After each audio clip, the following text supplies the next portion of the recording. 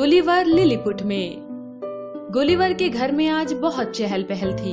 उसके मित्र और संबंधी सभी उससे मिलने आए थे।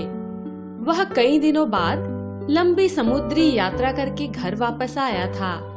रात का भोजन समाप्त हुआ, सब लोग चले गए। केवल परिवार के लोग और गुलिवर के दो मित्र घर पर रह गए। दोनों मित्र गुलिवर से उसकी यात्रा की कहानी सुनना चाहते थे। सब आराम से बैठ गए तो गुलिवर ने कहना शुरू किया। इस बार हमारा जहाज दक्षिणी सागर से पूर्वी द्वीप समूह की ओर जा रहा था। हम लोग मैडागास्कर के आसपास थे। तभी समुद्र में बड़ी ऊंची ऊंची लहरें उठनी शुरू हो गईं। कुछ देर में ही हमारा जहाज तूफान से घिर गया और किसी चट्टान से टकराकर चकनाचूर हो गया। मेरी किस्मत अच्छी थी, मुझे एक लकड़ी का तख्ता मिल गया। 2 दिन तक मैं भूखा प्यासा उसी तख्ते के सहारे तैरता रहा। तीसरे दिन मैं किनारे तक पहुंचा। मैं बहुत थका हुआ था। थोड़ी दूर चलते ही मैं लेट गया और मुझे गहरी नींद आ गई। जब मेरी नींद खुली तो मैंने अपने आप को पतले पतले धागों से बंधा हुआ पाया। मैं कुछ समझने की कोशिश कर ही रहा था कि कोई चीज मेरे पैरों पर से रेंगती रेंगती मेरी छाती पर आ खड़ी हुई। मैंने देखा, यह तो बिल्कुल आदमी की तरह का ही जीव था, जिसकी ऊंचाई मुश्किल से 7-8 इंच थी। कुछ देर में ही मेरे शरीर पर उस जैसे सैकड़ों जीव चढ़ आए थे। मैंने ध्यान से देखा, ये तो आदमी ही थे। वे आपस में बातें करते हुए मुझे पतले पतले धागों से बांध रहे थे। मेरे हाथ पैर पहले ही बांधे जा चुके थे। वे मेरे मुंह और माथे पर चढ़ आए थे। मुझे परेशानी होने लगी तो मैं चिल्ला पड़ा, कौन हो तुम? मेरी आवाज सुनकर वे हड़बड़ा गए और चीखते चिल्लाते हुए भागने लगे। मैंने उठने की कोशिश की तो कुछ धागे टूट गए, कुछ धागे मैंने खुद तोड़ डाले। मुझे ऐसा करते देख उन लोगों ने मुझ पर तीर चलाने शुरू कर दिए। उनके तीर सुई की तरह पतले पतले थे। मैंने सोचा, चुपचाप लेटे रहना ही अच्छा है। मुझे विरोध ना करते देख उन अद्भुत प्राणियों ने तीर चलाना बंद कर दिया। उनमें से एक आदमी कुछ दूर ऊंचाई पर खड़े होकर जोर जोर से चिल्लाकर कुछ कहने लगा। शायद वह उनका सरदार था। मैंने हाथ से इशारा किया कि मुझे उनकी भाषा समझ नहीं आ रही। फिर मैंने मुंह और पेट की ओर इशारा करके बताया कि मैं भूखा हूं। वे लोग मेरा इशारा समझ गए। बस फिर क्या था, उन लोगों ने मेरे मुंह के पास सीढ़ी लगा दी। सैकड़ों लोग छोटी छोटी तश्तरियों में खाने का सामान ला लाकर मेरे मुंह में डालने लगे। मैंने पानी पीने का इशारा किया तो उन्होंने कई पीपे पानी के भरकर मेरे मुंह में उड़ेल दिए।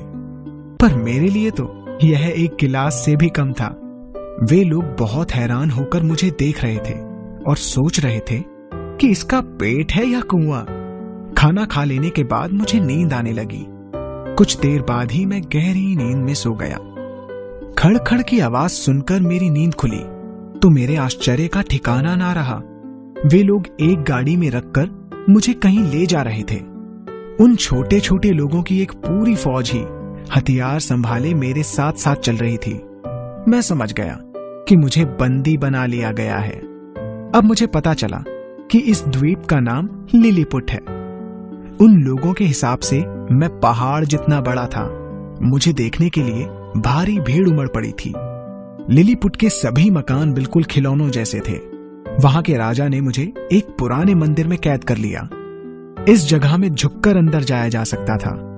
जिस तरह वे लोग मेरे पहाड़ जैसे शरीर को देखकर आश्चर्यचकित थे, उसी तरह मैं भी उनकी छोटी सी दुनिया देखकर हैरान था। एक दिन की बात है, कुछ शरारती लोग मुझ पर तीर चलाने लगे। एक तीर मेरी आंख पर लगा। मेरी आंख मुश्किल से बची। यह देखकर मेरी सुरक्षा में नियुक्त सिपाहियों ने 6 लोगों को गिरफ्तार करके मुझे सौंप दिया। 5 को तो मैंने अपने कोट की जेबों में रख लिया। एक को अपनी मुट्ठी में पकड़कर मुंह में ले जाने लगा। वह आदमी डर के मारे चीखने लगा तो मैंने उसे जमीन पर छोड़ दिया। मुझसे छुटकारा पाते ही वह जान बचाकर वहां से भागा। फिर मैंने कोट की जेब में पड़े कैदियों को भी एक एक करके छोड़ दिया। वे भी गिरते पड़ते भागे तो मैं हंसने लगा। मुझे देख सैनिक भी हंसने लगे। मेरी इस हरकत का उन पर अच्छा प्रभाव पड़ा। राजा को इस बारे में पता चला तो उसने मेरी प्रशंसा की। उसने 6 विद्वानों को मुझे उस देश की भाषा सिखाने के लिए नियुक्त कर दिया।